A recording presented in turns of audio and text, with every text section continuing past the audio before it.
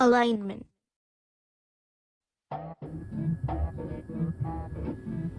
As has already been stressed, Comprachicos is fundamentally humanitarian and not formally associated with any political or religious ideology.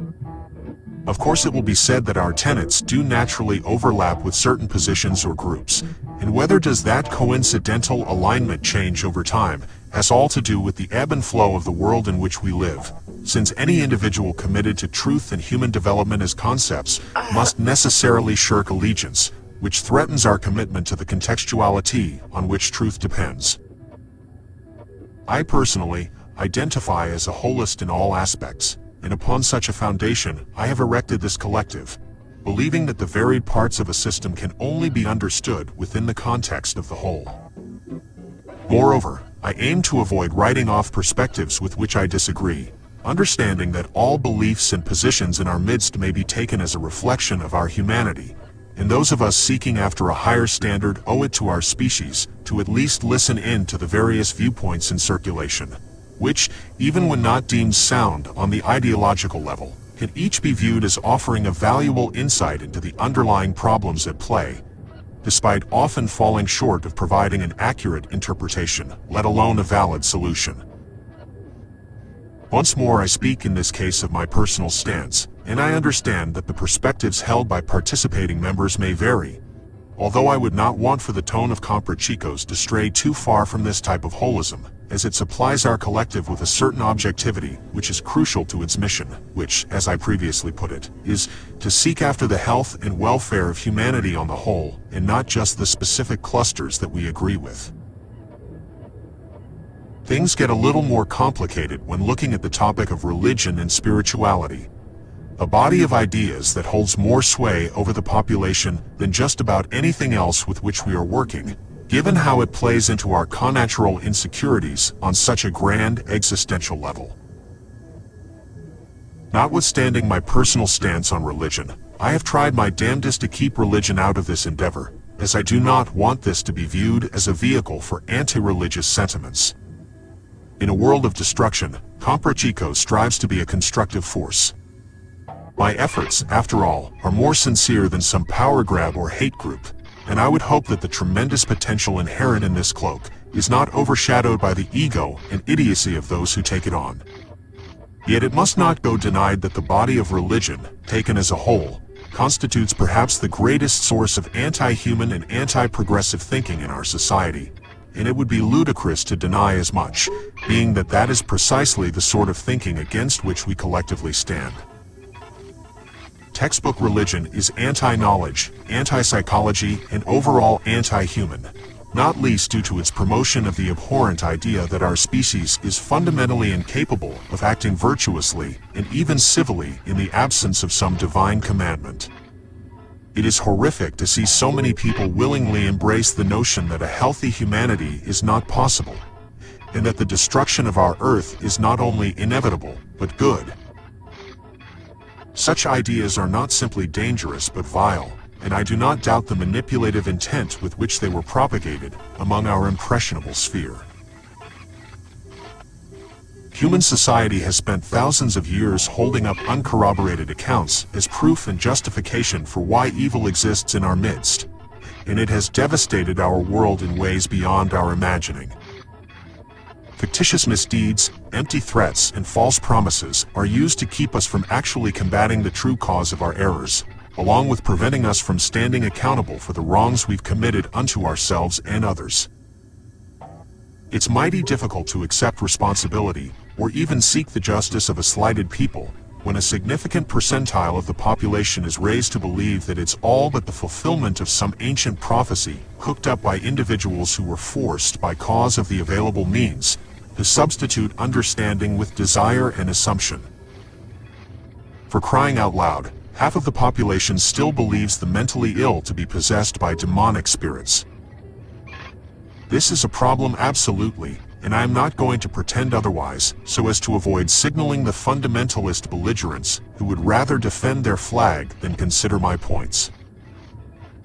I do not support the feel-good notion that all beliefs merit our respect, although I do believe that we are to respect one another's agency, which includes the rights of each individual to determine their own beliefs for themselves,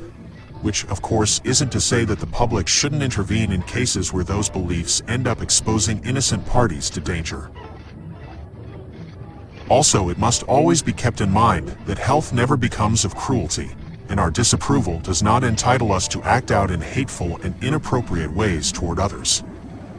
We contend not against evil, but a lack of understanding, and if you wish to save the ignorant and misguided from themselves, then the way to do so is not by desecrating their icons and by giving them all the more reason to double down on their persecutory delusions, but to see to it that all knowledge and options are made available to everyone. And this goes beyond simply penning an encyclopedia and letting it sit. This will involve continued attempts at establishing and/or demonstrating the relevance of a given idea unto the lives of all. Where ignorance is as darkness, knowledge is as light. It's as unobtrusive as a weekend buffet. Yea, to see that all options are represented unto all the living. It is not only unforceful and devoid of all inherent disrespect, but it shall not be the cause of offense for anyone who is honest unto their own hearts and confident in their ways. We can't go battling ignorance with knives. It ain't only ineffectual, but utterly uncalled for, given the nature of ignorance, which is adopted and maintained in an absence of a proper and holistic grasp on the context in which an individual and their acts are existing. Lest you forget, all life shares a common enemy in ignorance.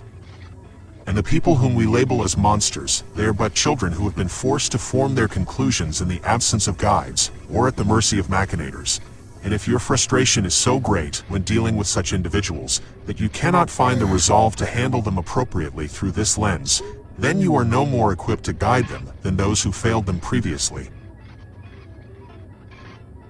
All feelings aside, I do not discriminate on the basis of religious affiliation, and welcome participation from persons of all beliefs and backgrounds insofar as they swear to honor and uphold the main principles hereinbefore laid out. I won't deny my being a bit skeptical as to the degree to which that is actually possible, seeing as the average religious devotee can't seem to express their belief in some higher power without also denigrating humanity, or designated out groups and existence in the process. Though I'm not going to close myself off to the possibility, and it's always a pleasure to be proven wrong. After all, it is well known that I myself am deeply spiritual in my leanings and my aims, and I wouldn't want people making assumptions about my groundedness and level of investment in the mundane world. Coming to mind is the fact that more and more progressive-minded churches are popping up, which do not openly discriminate against homosexuality, and other demographics that are standardly held as being at odds with the church and its teachings. I definitely question their motives for doing so, as it really does seem to require a bit of contortion on their end. But at the same time, I want to believe that it has led to positive development on both sides of this withered old fence. Anyone wishing to gain further insight into my views on religion, metaphysics, and existence itself may peruse my dissertations on the topic of Asiatism, wherein I discuss my position at great length. It is natural that my ontological beliefs will inform my worldview to some extent, and therefore I imagine that those who identify with the general aim and attitude of Comprachicos will take interest in my philosophical ideas or some aspect thereof. However,